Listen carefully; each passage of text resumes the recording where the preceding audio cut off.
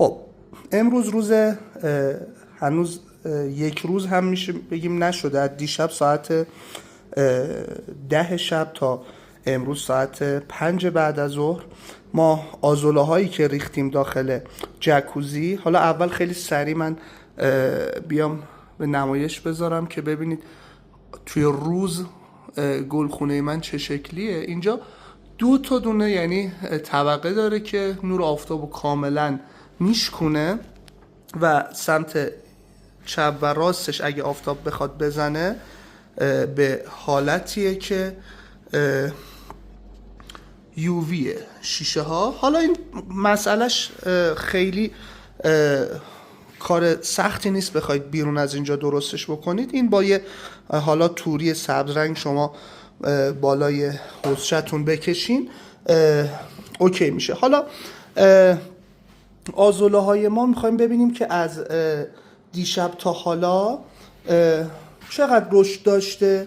ببینید اونایی که رنگش به صورت سبز پررنگ آزولای که تازه ما دیشب ریختیم و هر کدومش که سبز کم رنگه از دیشب تا حالا رشد داشته. ببینید این یه تیکه از دور دوباره نشونتون بدم.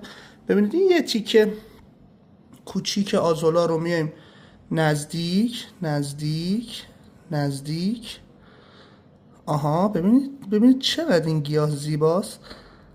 میبینید اینایی که سبز پررنگه و حالا چند برگیه اصطلاحاً سمت راست تصویر، اینا از آزولایی بوده که ما دیشب ساعت 10 ریختیم و از دیشب تا الان که ساعت 5 بعد از ظهر هنوز یه روز کاملم نشده که این بخواد شب هم اتفاقا بازم رشد داره.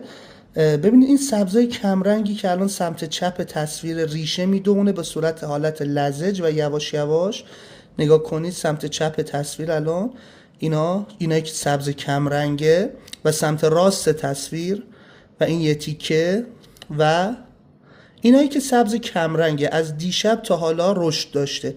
ببینید قشنگ معلومه که 1/3 رشد توی هنوز یه شبانه روز هم نداشتیم داشته. حالا این فردا تقریبا نصف به نصف مشخص میشه که رشد داشته و پس فردا کاملا این یه تیکه آزولایی که میبینید ضرب در 2 شده و بعد هر روز ضرب در 2 و ضرب در 2 و ضرب در 2 میشه.